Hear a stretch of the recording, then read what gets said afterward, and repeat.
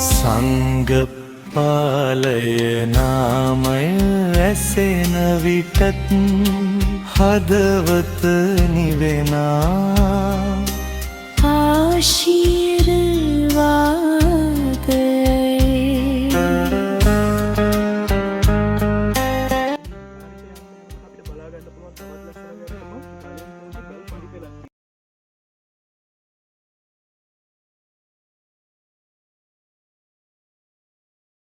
ඉතින් අද අපි ආවිල්ලා ඉන්නේ සංගප්පාලයේ වේදිසිගිරි ආරණ්‍ය සේනාසනය කියන පෞරාණික ඒ ආරණ්‍ය සේනාසනයට. ඉතින් ඔයාලට මේ පිටිපස්සෙන් බලා ගන්න පුළුවන් වෙන්නේ අපිට ආරණ්‍ය සේනාසනයේ එනකොට දකින්න ලැබෙන පළවෙනිම දේ ධම්ශාලාව. ඉතින් මේක හදලා තියෙන්නේ මේ මෑත කාලයේදී මේක නිර්මාණය කරලා තියෙන්නේ. ඊට කලින් මේකේ පොඩි ධම්ශාලාවක් තමයි දැක ගන්න හම්බ වුණේ අපිට. ඒක තිබ්බේ මේ පල්හැ කැලේ ඇතුළට වාගේ වෙන්න ඊට කුඩාවට නිර්මාණය කරපු ධම්ශාලාවක්. ඉතින් පසු කාලීනව තමයි මේ ධම්ශාලාව මෙතන නිර්මාණය කරලා මෙතන ඇත්තටම පානීය ජලය මුදාහරණ ගමටම නොමිලේ පානීය ජලය මුදාහරණ ජලනල පද්ධතියක් ස්ථාපනය කරා. මේ වන විට ඒක මේ අභාවයට ගිහින් තියෙන අයුරු අපිට දැක ගන්න පුළුවන් වෙනවා. නමුත් වර්තමාන මේ ආරණ්‍ය සේනාසනයේ වැඩවසන භික්ෂුන් වහන්සේලා සහ දායක සභාව එකතු වෙලා මේක නැවතත් ප්‍රතිසංස්කරණ කටයුතු කරගෙන යනවා කියලා අපිට ආරංචි වුණා. ඉතින් ඇත්තටම හොඳ දෙයක් මේ වාගේ දෙයක් ගමකට තියෙනවා කියන්නේ ගමේ මිනිස්සුන්ගේ ඇත්තටම මං හිතන්නේ තියෙන මේ ලොකුම වාග්යක්. මොකද ගොඩක් ගම්වල අපි දන්නවා මේ ඔය පානීය ජලය කියන ගැටලුව තමයි ගොඩක් වශයෙන් මේ ඇත්තටම වියලි කලාපයේ කියන මේ දුෂ්කර ගම්මානවල තියෙන්නේ. ඉතින් මෙතන ඉඳන් ගොඩක් අපිට උඩට යන්න තියෙනවා මේ අපිට කෙලිම විහාරගේ බලන්න පෞරාණික වස්තුන් සහ ඒ නටබුන් ඒ සේරම තියෙන්නේ මේ පාර දිග කෙලින්ම උඩට යනකොට කන්ද මුදුනේ තමයි විහාරකයේ තියෙන්නේ. ඉතින් අපි ඒ ටිකත් කොහොමම ගිහින් බලමු.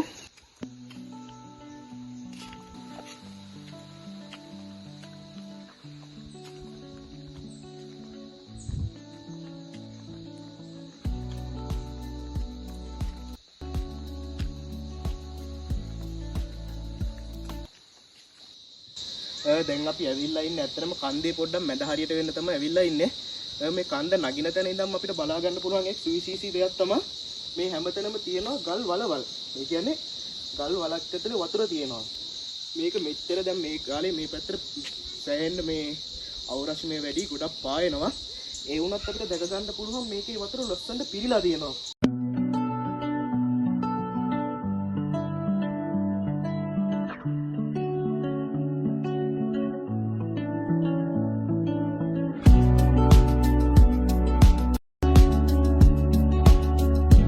අපි ඇවිල්ලා ඉන්නේ දැන් සංගප්පාලයේ වේදිකිරි ආරණ්‍ය සේනාසනයේ විහාරයේ තියෙන තැනට. ඔයාලට මේ පස්සෙන් බලා ගන්න පුළුවන් පිටිපස්සේ තියෙන විහාරයේ මෙතන ඉඳන් බලපුවාම ඇත්තටම ලොකු ඒරියා එකක් පේනවා වටේම. රාජංගනේ වැව දක්වා මේ මෙතන ගල උඩ ඉඳන් අපිට බලා ගන්න පුළුවන් මුළු ලොකු ඒරියා එකක් මේ පැත්තට පේනවා. ඉතින් වටපිටය හරිම ලස්සනයි. ඇත්තටම මේක ගොඩක් බලන්න ඕන පන්සලක් විදිහට මම ඕගොල්ලන්ටත් කියනවා. මේකේ ගොඩක් පෞරාණික පුරාවිද්‍යාත්මක වටිනාකමකින් යුත් දේවල් ගොඩක් තියෙනවා මේ පන්සලේ බලන්න. කාලයක් මේ පන්සල අභාවයට ගිහින් තිබ්බා. මේක ගොඩක් නැති වෙලා තිබ්බ ඇත්තටම කිව්වොත්. නමුත් දැන් වර්තමාන මේ ගමේ මිනිස්සු එකතු වෙලා අලුත් අපේ ස්වාමින් වහන්සේ කෙනෙක් ඉන්නේ. ස්වාමින් වහන්සේගේ මඟ පෙන්වීම යටතේ මේ පන්සල ගොඩක් ලස්සන පන්සලක් කරන්න වෙහෙස වෙනවා බලා ගන්න පුළුවන්. ඒ වගේම අපිට බලා ගන්න පුළුවන් පල්හැ මේ වෙනකොට කට්ටිය සඳහා ඉහුසුලුව වැඩ කරනවා. ඉතින් එන්න යන මාත් එක්ක අපි උඩට ගිහින් බලමු කොහොමද මේ පන්සලේ ලස්සන කියලා.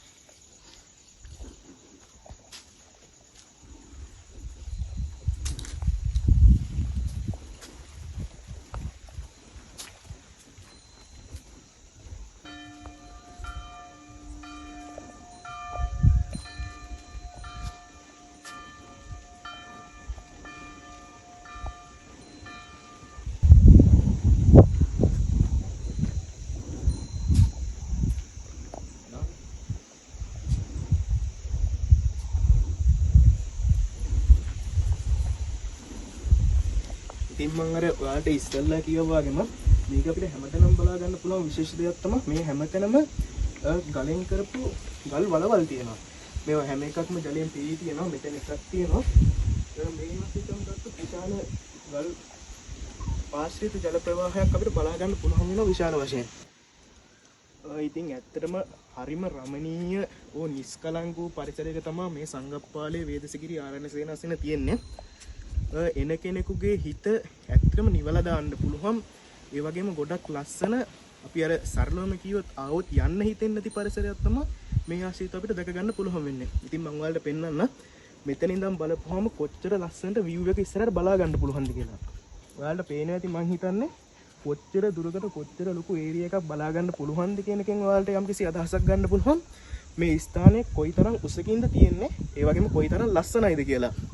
ඉතින් ඔයාලට ඇත්තට පේනවා මෙතන ඉඳන් බලපුවාම කැමරාවට පේනවද දන්නේ නැහැ.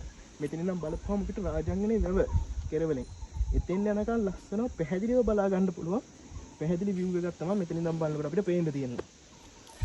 ඉතින් මේ සංගප්පාලේ වේදසිකිරි ආරණ්‍ය සේනාසනය කියලා කියන්නේ වන්නි හත්පත්වේ ඓතිහාසික උරුමයේ විදහාපාන අනුරාධපුර යුගයේ දක්වා තිබෙන ඉතා වැදගත් සුවිශේෂී වූ ස්ථානයක්.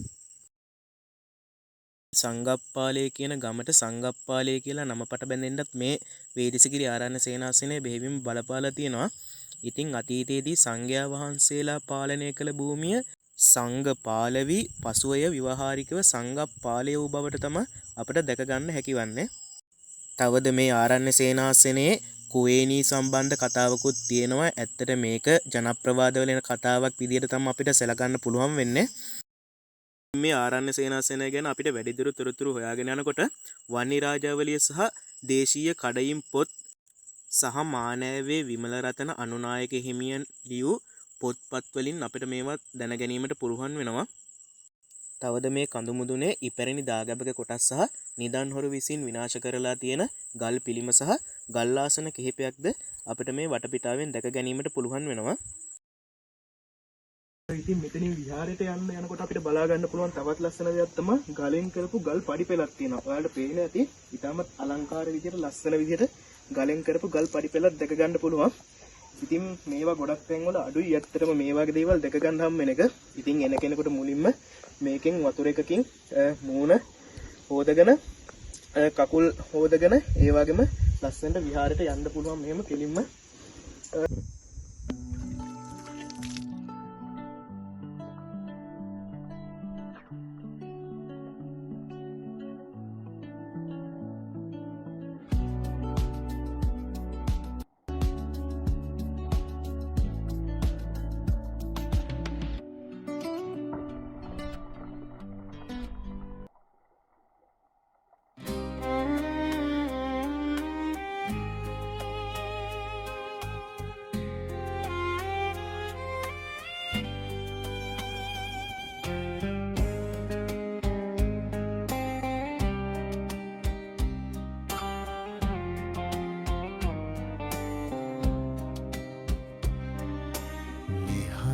අහසට පින් සුවද දෙන මිහිදුම් වලාවට දම් රැස් මවන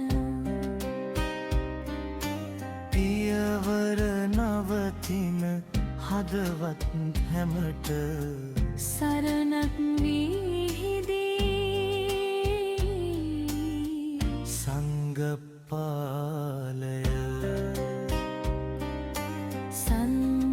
සංගපාලය කන්දේ සිත් නිවන දම් සෙවනේ කඳු හුළඟත් සාදු සාදු කියයි බෝපත් හඳින් දම් ගී ගයය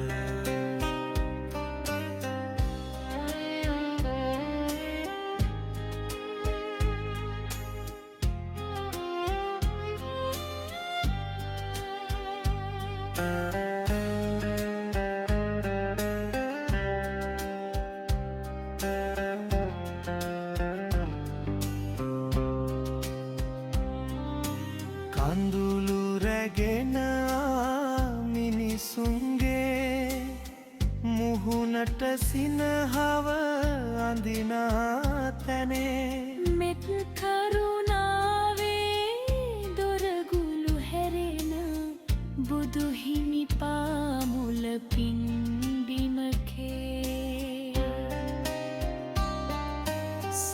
සංසාරේ වෙහෙසින් එන අප සැමට මං හිතන්නේ අවුරුදු 100ක 150කට වඩා පැරණි ගහ. ඒ තරම් විශාලත්වයෙන් ඔයාලට බලා ගන්න පුළුවන් මාත් එක බලපුවාම මේ ගහ කොයිතරම් විශාලයිද කියලා. ඉතින් මේ ගස් බොහෝ දේ දන්නවා ඇති මේ පරිසරය ගැන, අතීතය ගැන.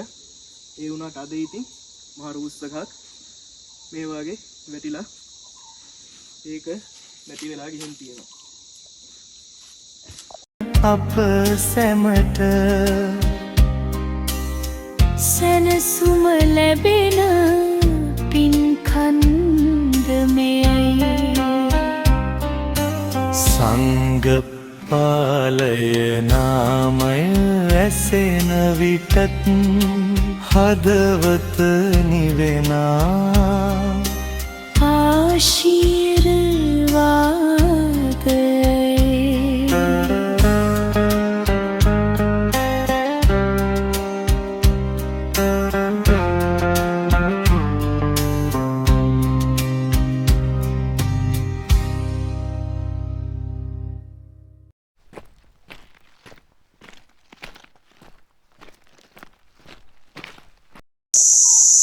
ඉතින් මෙතන මේ පේන ගල්පඩි පෙලෙන් උඩ තමයි එතනක් තියෙන කටාරම් කොටපු ගුහාවක් වගේම ඒ කාලේ ස්වාමීන් වහන්සේලාට පාවිච්චි උදෙසා හදපු ලෙන් කුටියක් බලා ගන්න පුළුවන් අපිට මේ ගල්පඩි පෙලෙන් උඩට නැගපුවාම.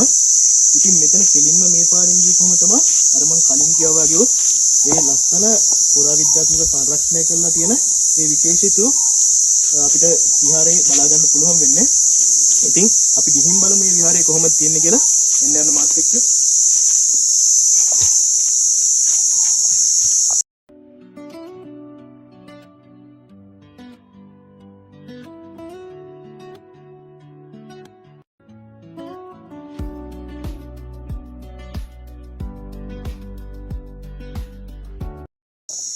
ඉතින් විශේෂිතව කරන තමයි මේවා හදන්න මේ පිළිම හදන්න යොදාගෙන තියෙන පාෂාණය. ඒ පාෂාණය මේ ප්‍රදේශයට ආවේනික පාෂාණයක් නෙවෙයි කියලා පුරාවිද්‍යාත්මකව ඒ පුරාවිද්‍යා දෙපාර්තමේන්තුව මගින් සනාථ කරලා තියෙනවා. ඉතින් එතකොට අපිට නිගමනයකට එන්න පුළුවන් මේ පාෂාණ නැත්තම් මේ පිළිම මෙහි නිර්මාණය කරපු ඒවා නෙමෙයි.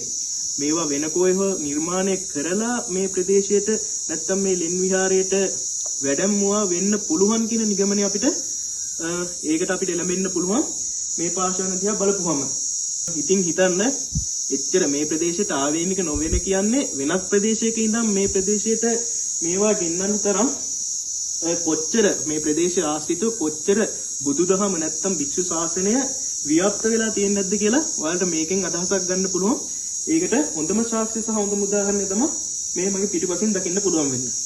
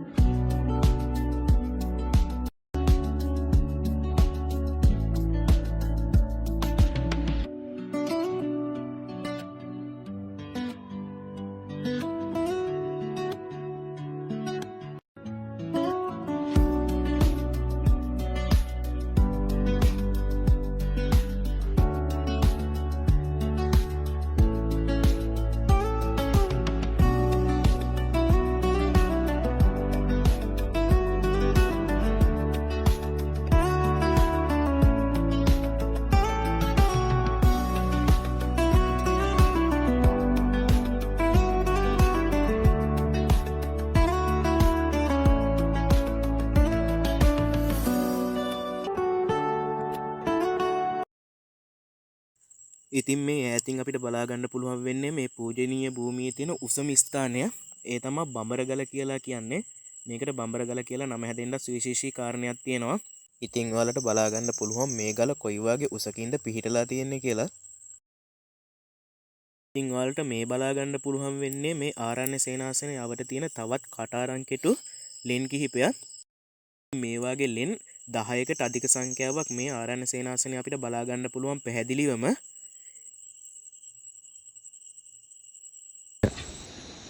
ඉතින් ඔයගොල්ලන්ට පෙන්වන්න නම් බොහෝ දේවල් ගොඩාක් තියෙනවා. මෙතනින් උඩට නැගපුවාම මේ කන්දේ උසම තැනට යන්න පුළුවන්. බඹරගල කියන ගලට ඉතින් මේ බඹරගල කියලා නම හැදිලා තියෙන්නේ ඇත්තටම ගල වටේට අපිට බලා ගන්න පුළුවන් බඹර ගෝට ගොඩාක් ඒ ගල වටේට අපිට බලා ගන්න පුළුවන්. ඉතින් ඒක තමයි ප්‍රධානම හේතුව ඒ ගල් පර්වතයට බඹරගල කියලා නම හැදෙන්න. ඉතින් තවත් ගොඩක් දේවල් පෙන්වන්න තියෙනවා. කටාරන් කොටපු ගුහා, ඒ වගේම තව පෞරාණික වටිනාකමින් යුත් බොහෝ දේවල් පෙන්වන්න තියෙනවා. ඉතින් මේ ගමන අද හදිසියෙම වෙලාවක් ලැබුණු සැනින් හදිසියෙම මේ ගමන ආපු නිසා කාල වේලාවේ ප්‍රශ්නේ තියෙන නිසා ඉතින් ওই ටික තමයි අද ඔයාලට පෙන්වන්න අපිට හැකියාව ලැබෙන්නේ. ඉතින් අනිවාර්යයෙන්ම දවසක මේ සංගප්පාලේ වේදිසගිරි ආරණ්‍ය සේනාසනේ වීඩියෝ කරනවා නම් ඇත්තටම දවසක් මදි මේ ආරණ්‍ය සේනාසනේ වීඩියෝ එකක් කරන්න. ඉතින් මේ පුළුවන් තරම් දුරට ඔයාලට බලන්න පුළුවන් දේවල් තමයි මේ ගෙනෙල්ලා තියෙන ඔයාලට. ඉතින් අනිවාර්යයෙන්ම ඉක්මනින්ම ආයෙ දවසක මේ ආරණ්‍ය සේනාසනය ගැන සම්පූර්ණ වීඩියෝ එකක් ඔයාලට මේ ගේන්න බලාපොරොත්තු වෙනවා. ඉතින් ඒ ගැන ඔයාලට තවදුරටත් මේ ගැන වීඩියෝ එකක් ඕනේද, මේක තවත් ඔයාලට බලන්න ඕනද කියලා දැනගන්න ඕන නම් අනිවාර්යෙන් පහලින් කමෙන්ට් එකක් දාන්න. අනිවාර්යෙන්ම මේ මම වීඩියෝ එකක් ගේන්නම් එහෙමනො. ඉතින් අලුත් දවසකින් තවත් අලුත් වීඩියෝ එකක් එක්ක හම්බෙමු. අනිවාර්යෙන් දිලුක් ප්‍රසන්න YouTube channel එක subscribe කරලා තියාගන්න. ඒ වගේම මාත් එක්ක දිගටම එකතු වෙලා ඉන්න මේ වගේ තවත් ලස්සන අලුත් නැවුම් ගමනකින් හම් වෙන බලාපොරොත්තු. ඉතින් අදට ගිහින් එන්න. ඔයාලා හැමෝටම සුබ වෙන්න ඕන කියලා මම ප්‍රාර්ථනා කරනවා. හැමෝටම ජය වේවා.